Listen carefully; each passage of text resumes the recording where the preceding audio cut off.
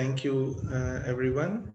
Good evening and welcome to this weekly meeting, study meeting of Mahatma Letters. And in continuation to the last meeting, we are going to take up the next Mahatma letter. And to present that, we have among us Sister Suhralina ji.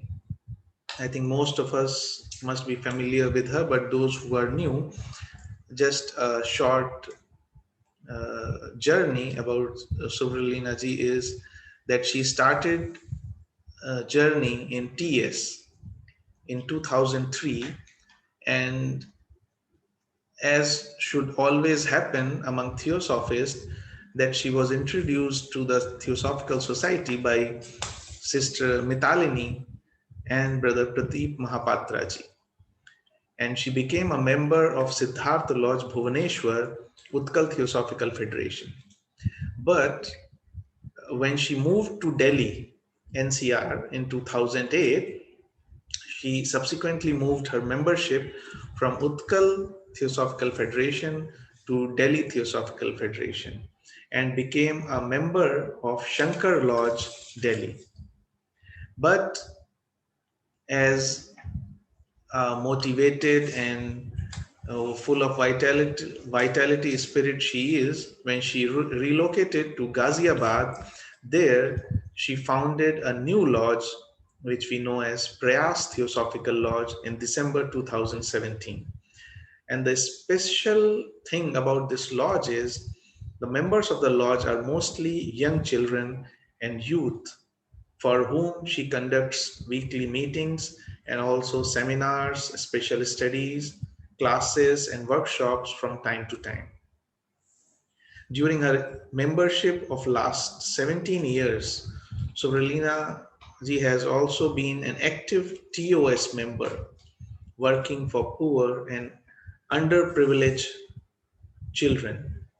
And she took charge of TOS Delhi region in 2016 as the regional secretary and has been dedicatedly working under the guidance of senior members of TOS. She is a firm believer of unity of life and leads the life as a follower of natural laws and law of karma, putting theosophy in practice, observing her own self with practical aspects of spiritual science. And of all her personal identities, she prefers to be a theosophist first. So, without any further ado, I request Sister Subralina to conduct this study of Mahatma letter for all of us. Sister Subralina. Namaste. Thank you, Brother Shikhar, for this introduction. And also I would like to thank Brother Mahapatra, who not only assigned me this beautiful task of preparing this talk based on the letter number 49, which is Mahatma letter 48, but who actually gave me a chance to read this book. So, all thanks to him. I had read the book long back, but this task gave me a beautiful chance to reread again. I think life is all about that, to revisit, to reread, to ponder over. So, when I'm going to take up this letter number 49, that is Mahatma letter 48 from this book, which was reported a receiving date of 3rd March 1882. First of all, I would like to touch upon the context and background of this letter. Since we all have been reading and we all have been, listening to Mahatma letters for quite a number of days now through this series talk, we all know in letter number 38, a letter from William S. Moses, the Mahatma Kech said in his comments appended at the end of this letter, "My letter is private. You may use the arguments, but not my authority or name." The Mahatma was referring to a letter which he was writing or probably had written but which Senate had not yet received. This is that letter. The fact that it is dated as received on 3rd March strengthens the suggestion that the Mahatma's comments on Moses' letter were written late in February or very early in March. Before we start reading the letter in detail, let me talk about all the people whose names are mentioned in this letter, as I think that is important to learn variety of aspects mentioned in this letter. So here I go one by one of all the 9 to 10 names which have been mentioned in this, and they all are beautiful people. First name, William S. Moses. He was an English clergyman, a writer, and editor. He was a medium and a prominent member of the spiritualist group in England. Also, he was a member of the TS. He had a guide called Imperator, whose nature is discussed in the Mahatma letters. In the Mahatma letters, Imperator is frequently designated by the sign cross plus, since in some occasions he claimed to know nothing about the brothers. Moses did not believe in their existence. Imperator's identity is not clear.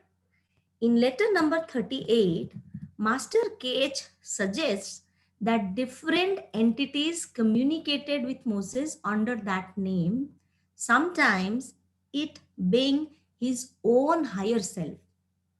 At other times, one of the adepts, and in other occasions, some other entity or entities. In 1882, the master refers to Imperator as a high disembodied shell that Moses mistakes for the Imperator of the early days of his mediumship.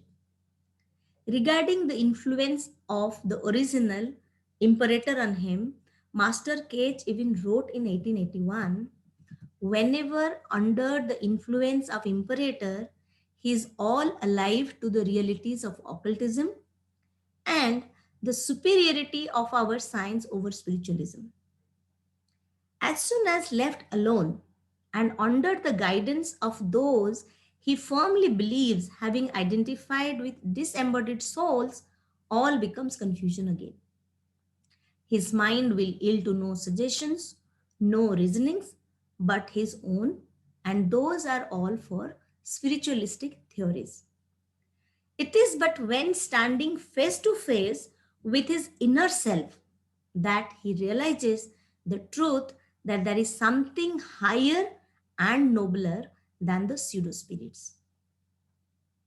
It was at such a moment that he heard for the first time the voice of Imperator. And it was, as he himself puts it, as the voice of God speaking to his inner self.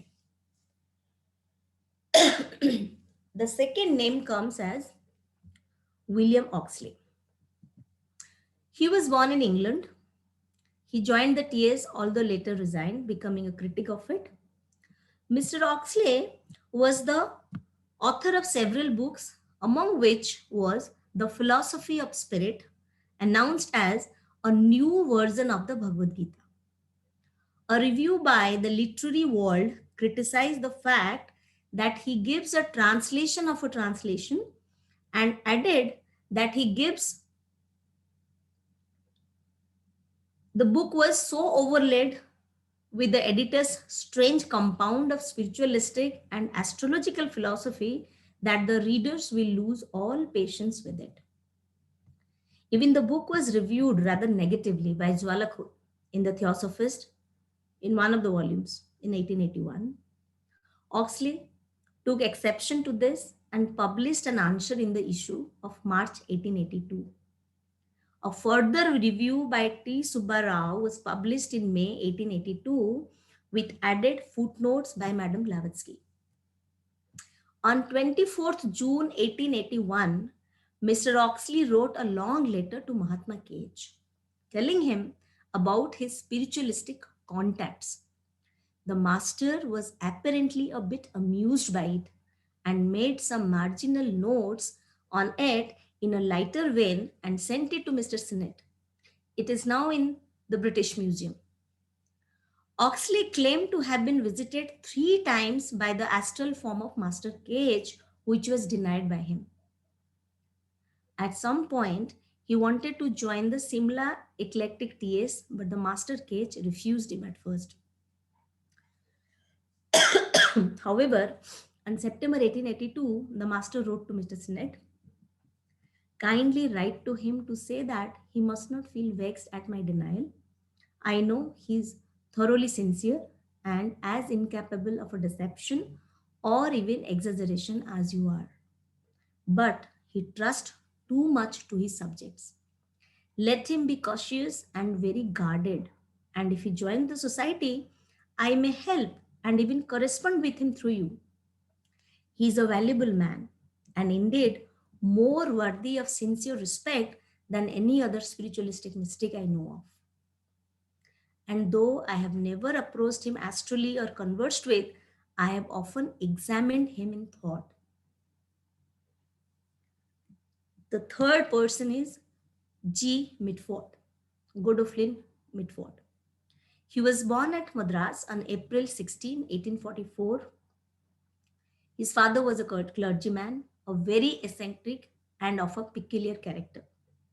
G. Mitford converted to Islam, took up Eastern ways of dress, and adopted the name Mirza Murad Ali Beg.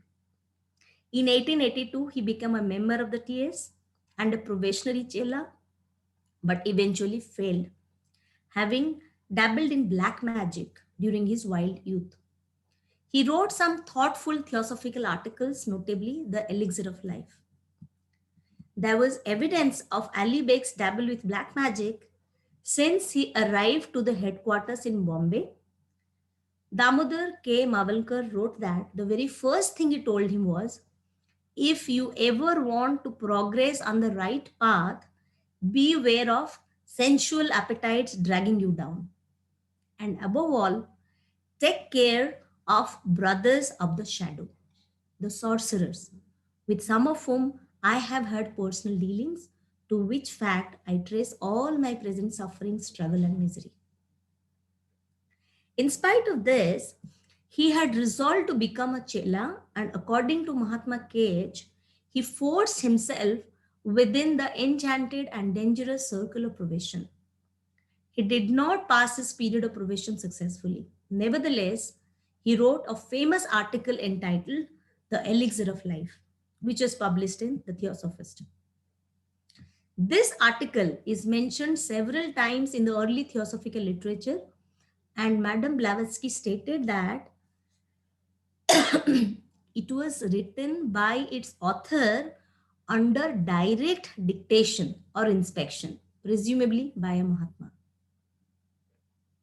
The fourth name mentioned in this letter is Jwalakhul, who was a chela of Mahatma K.H.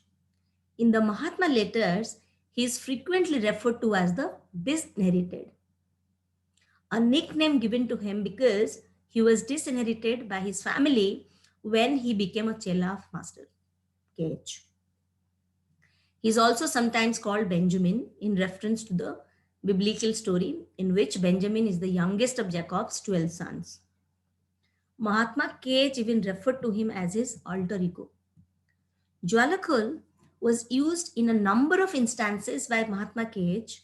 as intermediary to precipitate some of the letters he sent to Mr. Sinnett. Besides this, he wrote a few letters and notes and signed them with his name. The first letter he wrote to Mr. Sinnett was after Mahatma K.H. finished his long retreat in 1882, early 1882. And that was published in Mahatma letter number 37. The next name is Edward Maitland. He was an English humanitarian, writer, and seer. He is best known for his collaboration with Dr. Anna Kingsford on their 1882 book, The Perfect Way. In one of his letters, Mahatma K.H. recognizes the fact that Maitland was clairvoyant. However, because he had not been systematically trained, his visions were not accurate. The Mahatma comments on the fact that although Jesus and John the Baptist, as well as the Hermes the first and second and Elijah, were clearly visible and audible to Maitland, these visions were the creation of what he believed in and wanted to see.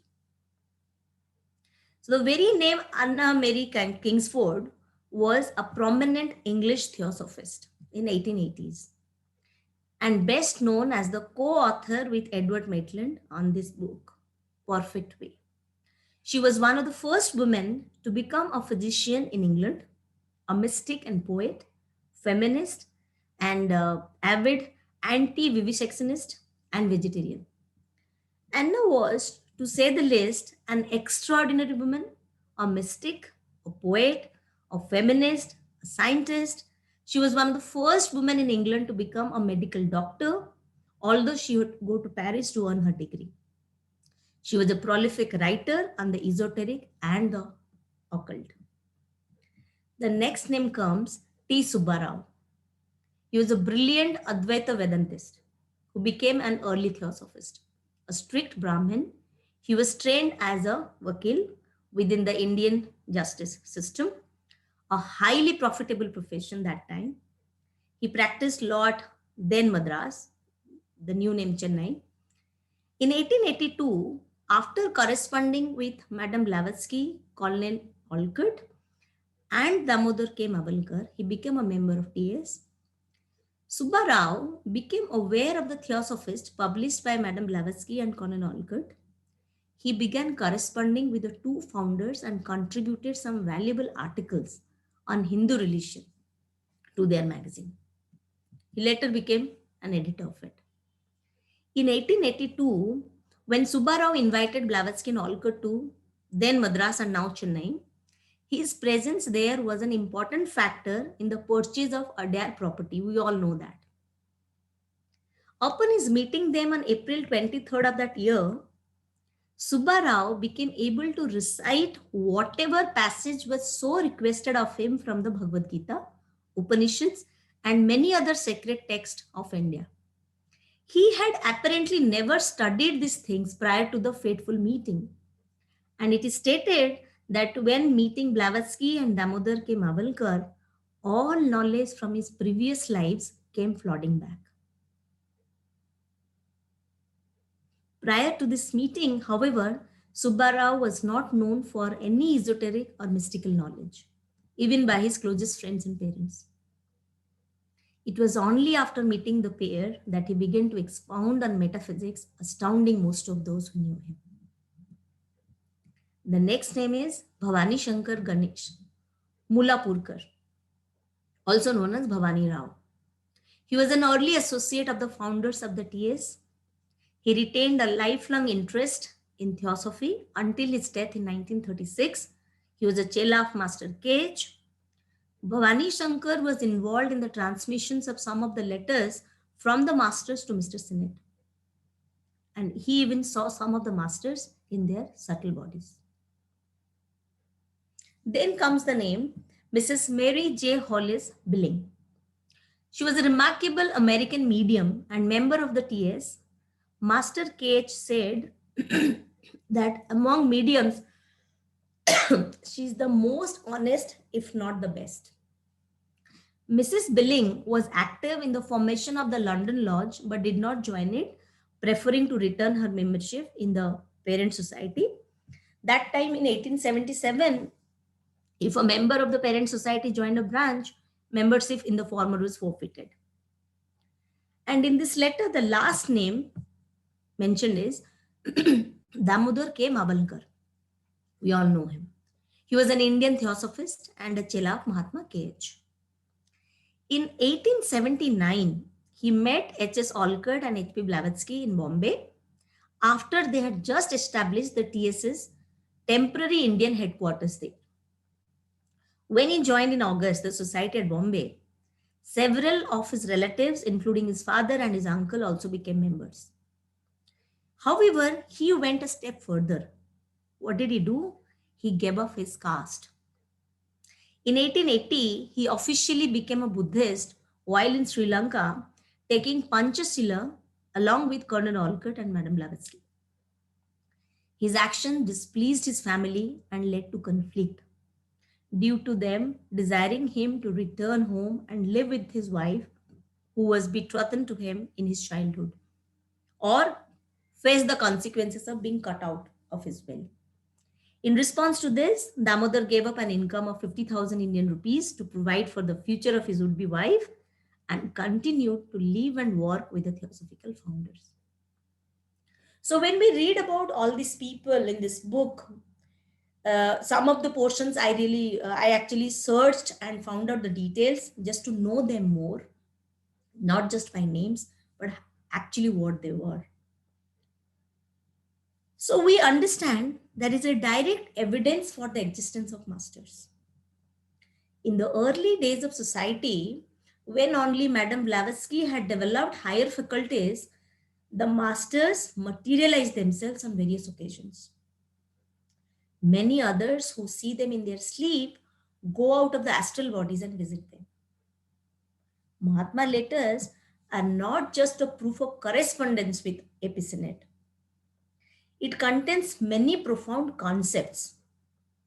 As rightly mentioned in the book, The Masters and the Path, great ones are the light bearers to show us the path which we must tread if we wish to reach the glory to be revealed. Men in all ages who, instead of leaving the world entirely to pursue a life of their own in the divine or superhuman kingdoms, have remained in touch with humanity to assist its evolution, beauty, and love of truth. In the Mahatma Letters to Epicene book, in the previous letters, there are many such statements which I would like to refer before I put my thoughts on the ML48. I just thought of reading out each sentence and take at least 5 seconds of pause. I really want all of us to absorb these statements. So after every sentence, every statement, I will take 5 seconds of pause. Let us not just hear it. Let us listen to it carefully and absorb it. Number one, the door is always open to the right man who knocks. We invariably welcome the newcomer. Only instead of going over to him, he has to come to us.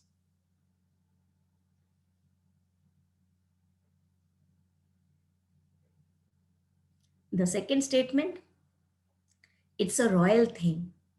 When one is doing good, evil spoken of himself.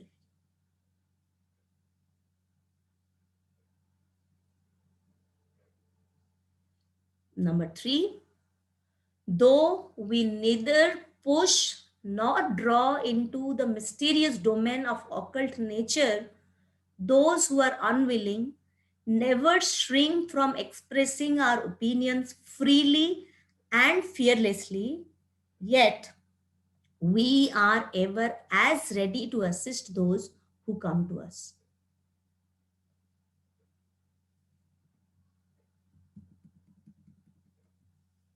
Number four, practical value of good motives is best seen when they take form of deeds.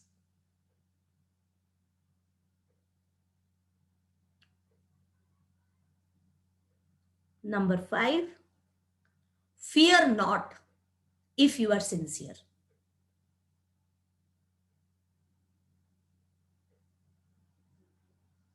Number six, it is humanity which is the great orphan, the only disinherited one upon the earth, and it is the duty of every man who is capable of an unselfish impulse to do something, however little, for its welfare.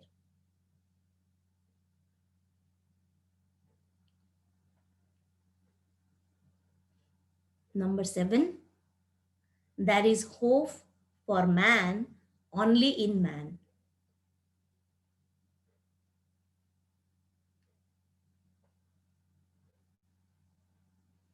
Number 8, though every person is born with the faculty, few develop in themselves the art.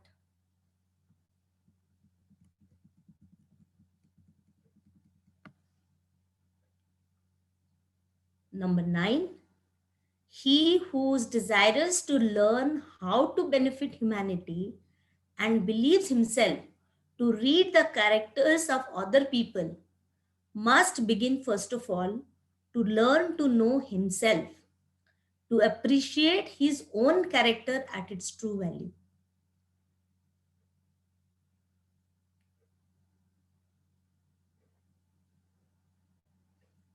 And the number 10, which is the last thing I had noted from the previous letters. sorry, I've got a bad throat.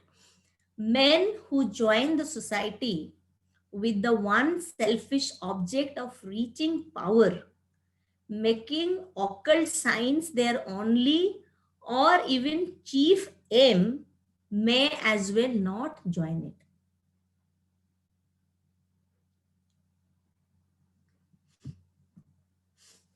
So these were the 10 statements which I thought before we do a serious study of this letter, we must keep in our mind. And now in this letter, let us read and understand such statements, or I would say messages, not just for Mr. Sinnett, but for each of us who are trying to explore further. So there'll be 2 or 3 points I'll be taking and discussing, so that in the next Friday, I will complete the Mahatma letter 48. So my first, I would not say paragraph, few lines I have taken is, knowledge thou shalt share with me someday, when or how, is not for me to say, not for myself to know. You alone have to weave your destiny. You alone have to weave your destiny.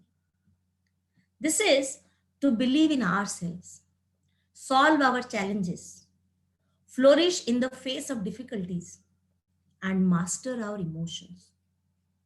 We learn to uncover our true potential and design our destiny.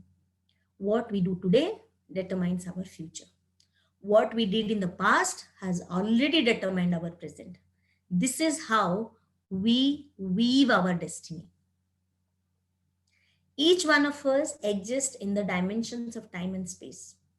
And we are constantly making our mark in those dimensions by forming impressions in our energy field, creating a signature, a personality defined by a set of cognates, an individual character, or blueprint of our future karma.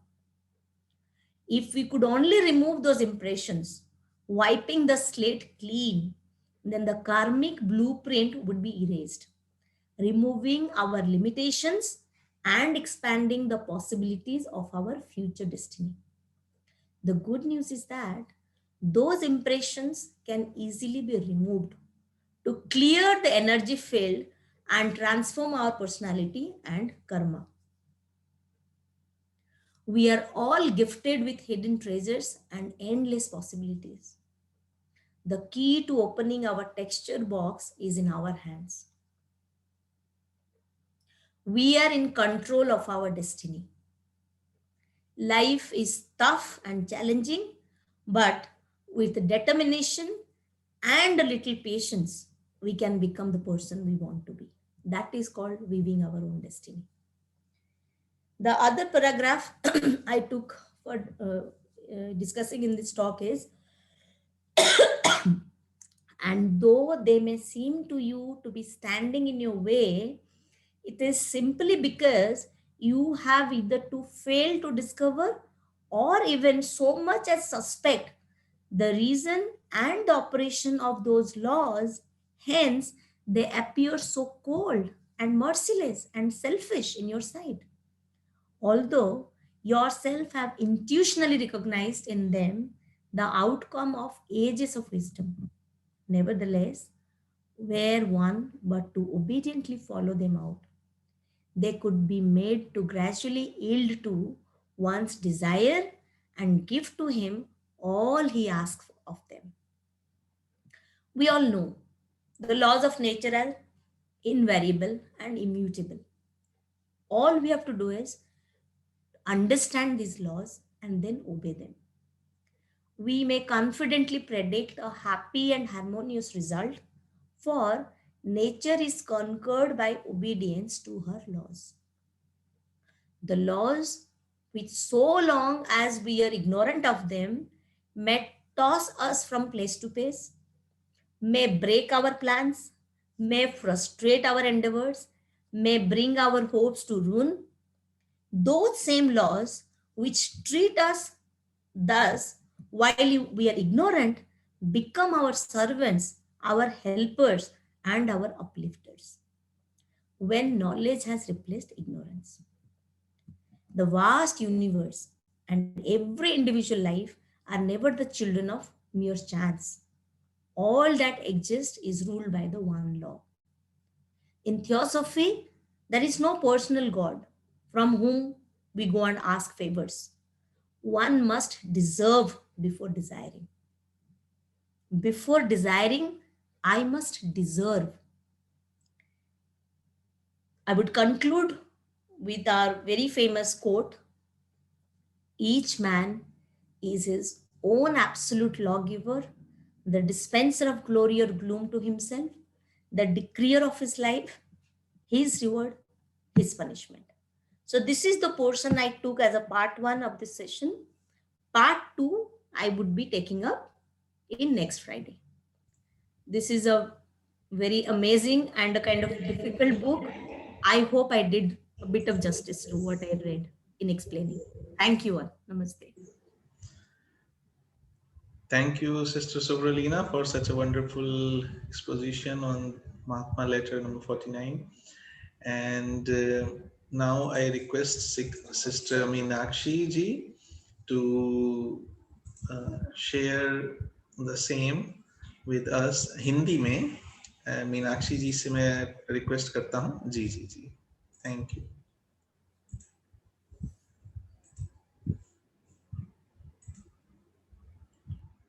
Unmute कर लीजिए मीनाक्षी जी, unmute कर लीजिए. नहीं हो रहा? Okay okay, एक minute.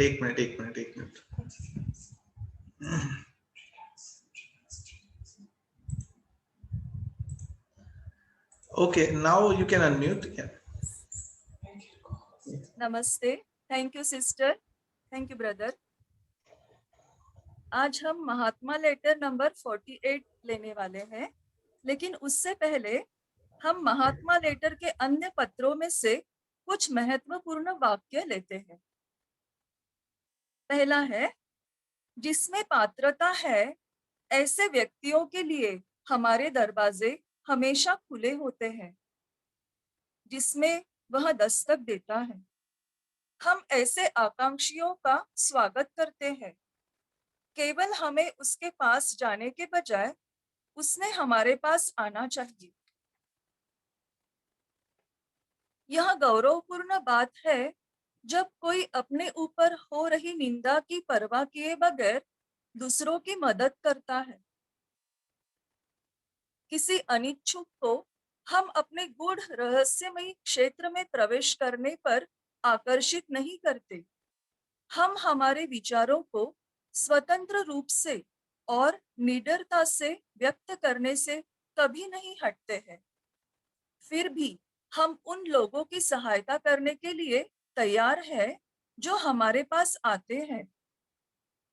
अच्छे उद्देश्यों का व्यावहारिक मोल तब होता है जब वह कर्मों में रूप लेता है. यदि आप सच्चे हैं, ईमानदार हैं, तो भय, आशंका न रखें. पृथ्वी पर मानवता एकमेव अनाथ है जिसका कोई उत्तरदायी नहीं है.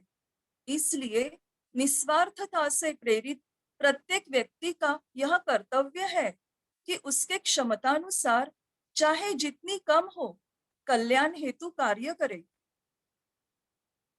प्रत्येक मनुष्य में आंतरिक शक्तियां होती हैं, पर बहुत कम ऐसे इसे विकसित करते हैं. वह मनुष्य जो दूसरों की मदद करना चाहता हो और उनके चरित्र व स्वभाव जानने का आत्मविश्वास रखता हो, वह प्रथमतः खुद को जाने और खुद के चरित्र और स्वभाव को परखे। ऐसे व्यक्ति जो सोसाइटी में अपनी कोई प्रमुख जगह बनाने के स्वार्थी इरादे से या गूढ़ विज्ञा हासिल करने के मुख्य उद्देश्य से आते हैं, वे इसमें शामिल न हो। अभी हम महात्मा लेटर नंबर 48 पर आते हैं, जो 3 मार्च 1882 में लिखा गया है, मास्टर KH द्वारा AP सीनेट को।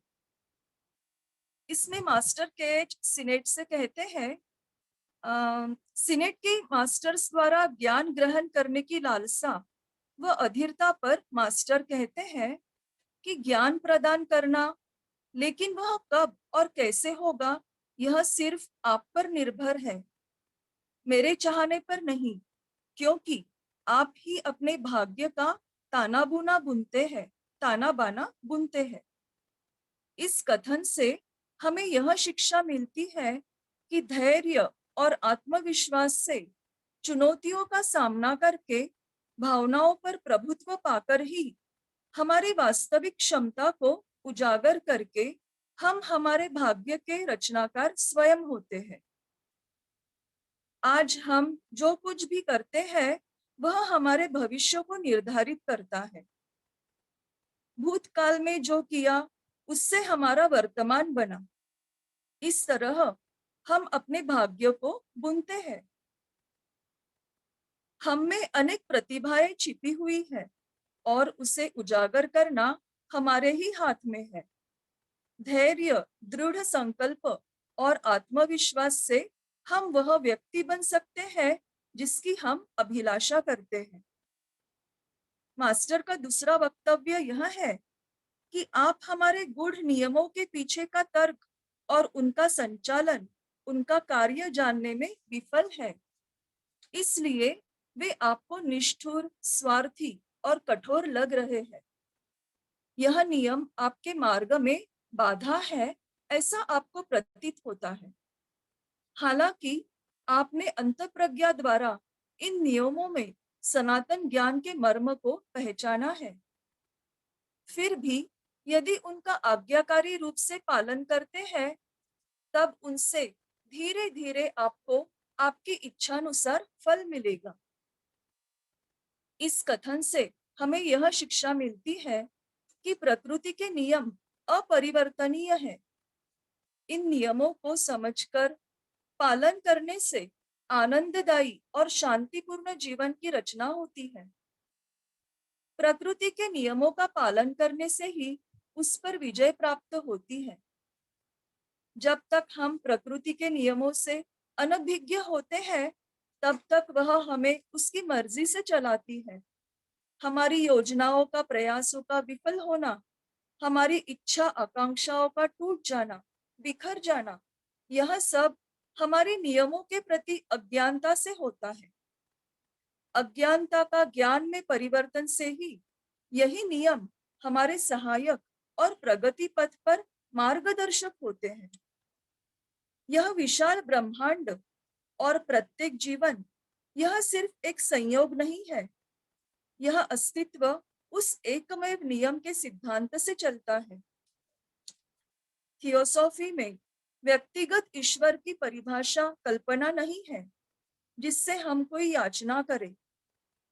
कोई इच्छा आकांक्षा से पहले उसकी योग्यता होनी चाहिए, पात्रता होनी चाहिए। प्रत्येक व्यक्ति स्वयं अपना भाग्य विधाता है। अपने वैभव और निराशा का वह खुद रचयिता होता है। अपने जीवन, पुरस्कार और दंड का निर्णायक होता है। Thank you. नमस्ते।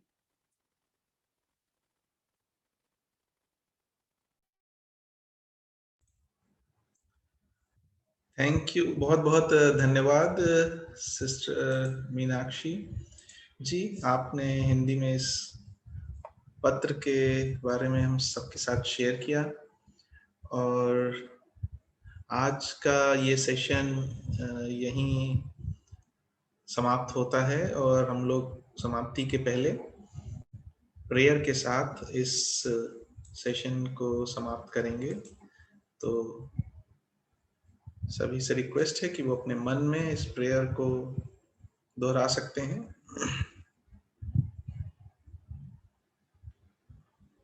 ओम असतो मा सद्गमय तमसो मा ज्योतिर्गमय मृत्योर्मा अमृतं गमय। ॐ सर्वे भवन्तु सुखिनः सर्वे सन्तु निरामय सर्वे भद्राणि पश्यन्तु मा कश्चित् दुःखभाग् भवेत्। ॐ शान्ति शान्ति शान्ति।